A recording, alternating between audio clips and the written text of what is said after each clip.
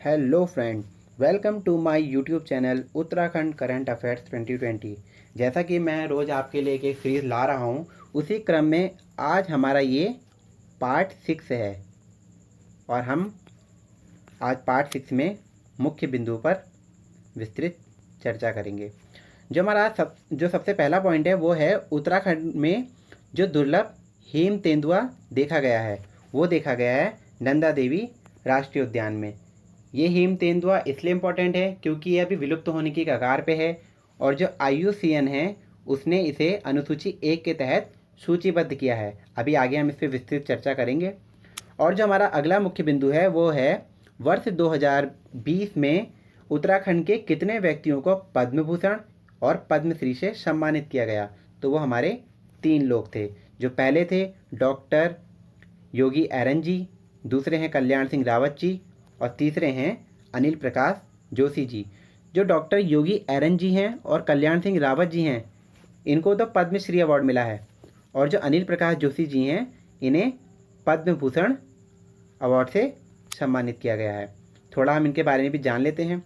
जो हमारे पहले डॉक्टर योगी एरन जी हैं, पहले डॉक्टर जो हमारे योगी एरन जी जिनको पद्मश्री अवार्ड मिला है, ये प्लास्टिक सर्जरी के लिए इनका नाम आता है।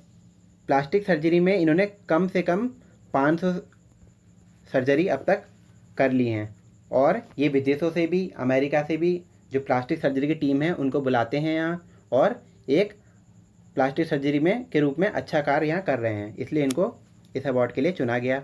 दूसरे हमारे हैं कल्याण सिंह रावत जी, जिनको तो आप सब जानते ही हैं, मैती आंदोलन के प्रणेता हैं, जिन्होंने उत्तराखंड में वृक्षारोपण से संबंधित कई कार्यक्रम चलाए हैं और लगभग 4 से 5 करोड़ पौधे इन्होंने उत्तराखंड में लगाए हैं और वृक्षारोपण का व्यापक स्तर पे ये प्रचार प्रसार करते हैं। और मैती आंदोलन के दौरान इन्होंने क्या किया है कि जो महिला की जो होगी, जिसकी शादी होगी, तो वो क्या करेगी, एक पौधा लगाएगी और उसका देख रेख अपनी तरफ से करेगी। और जो हमारे तीसरे हैं अनिल प्रकाश जोशी जी, जो पर्यावरणविद हैं और हैस्को, आपने सुना होगा हैस्को का नाम, हैस्को के संस्थापक भी रहे हैं अनिल प्रकाश जोशी जी और एक समाज सेवी भी हैं। इनको पद्म भूषण से सम्मानित किया गया है। तो आपको बस ये याद रखना है, जो कल्याण सिंह रावत और योगी एरन जी हैं उनको पद्मश्री से सम्मानित किया गया है और अनिल प्रकाश जोशी जी को पद्म भूषण से सम्मानित किया गया है। और जो ये पॉइंट है हमारा, ये मैंने आपको थोड़ा जानकारी देने के लिए दे दिया है कि जो हाल ही में देश का पहला क्वारंटीन सेंटर किस राष्ट्रीय पार्क में बना है, ये जानवरों के लिए ही होगा।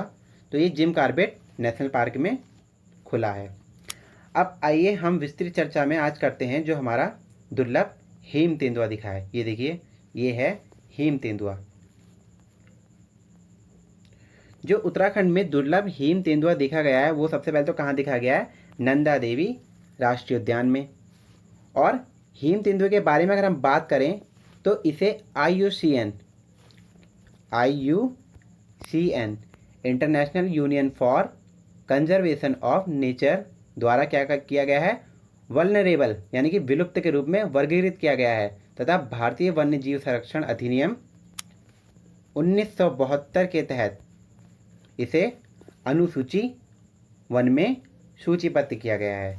और साथ ही इसे CITES और CMS इसके तहत भी परिशिष्ट 1 में सूचीबद्ध किया गया है।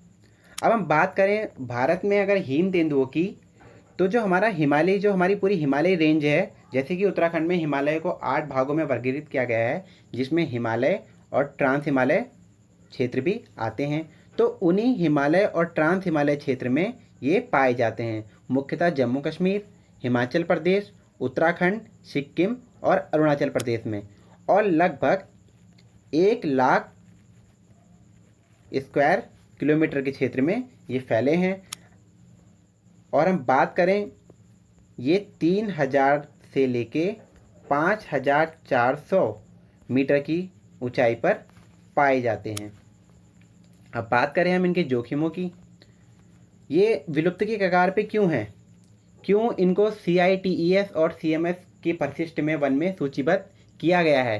क्यों IUCN ने इन्हें इंटरनेशनल यूनियन फॉर जो हमारा कंजर्वेशन ऑफ नेचर है उसने क्यों इन्हें विलुप्ति की कगार पे बताया है? क्योंकि जो हमारा इनके जो पर्यावास हैं उनका विखंडन हो रहा है, जो जहाँ रहते हैं, और फर हैं, हड्डियाँ और पंजों के लिए इनका क्या होता है? अवैध शिकार होता है। साथ ही स्थानीय लोगों द्वारा अपनी प्रतिरक्षा के स्वरूप इन पर हमला भी किया जाता है। और जलवायु परिवर्तन तो है ही कारण, जिसमें क्या है हमारे ग्लेशियर जो पिघल रहे हैं, हिमालय की जो लाइन है, जो आइस लाइन है वो पीछे खिसक रही है, तो वो भी इसका मुख्य कारण है। अब हम बात कर लेते हैं नंदा देवी राष्ट्रीय उद्यान की। जैसा कि नंदा देवी राष्ट्रीय जो उद्यान है वो नंदा देवी पर्वत के पास ही है, और नंदा देवी राष्ट्रीय उद्यान नेशनल हाईवे 7 पर है। नंदा देवी राष्ट्रीय उद्यान की जो स्थापना है वो 1982 में हुई थी, और 624 स्क्वायर किलोमीटर के क्षेत्र में नंदा देवी राष्ट्रीय उद्यान फैला है। ये देखिए नंदा देवी राष्ट्रीय उद्यान, नंदा देवी पर्वत, ये त्रिशूल पर्वत, और जो इसका मुख्यालय है नंदा देवी राष्ट्रीय उद्यान का वो है आपका जोशीमठ में। तो याद रखना, जोशीमठ में इसका हेडक्वार्टर है। ये देखिए, और जो नंदा देवी राष्ट्रीय उद्यान है इसके बराबर में ये जो नदी घाटी दिख रही है आपको, यहाँ से धौली गंगा रिवर, कौन सी? धौली गंगा रिवर जो है वो बहती है।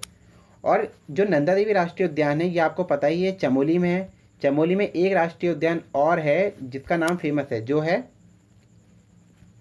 केदारनाथ।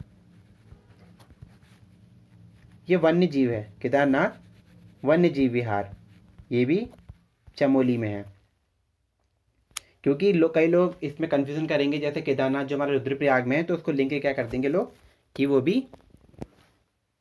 केदारनाथ के आसपास या रुद्रप्रयाग में होगा, जबकि ये कहाँ है हमारा?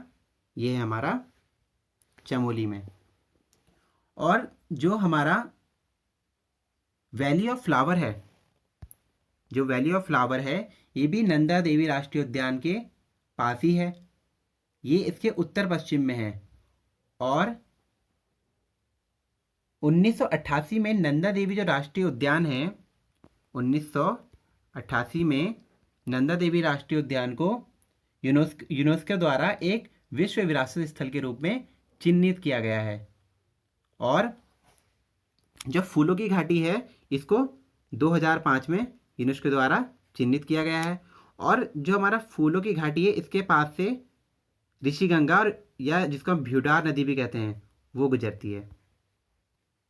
ठीक है, तो आशा करता हूँ कि आपको आज सारे पॉइंट समझ आए होंगे, और नंदा देवी की जो लोकेशन है इम्पोर्टेंट वो भी आपको समझ आई होगी।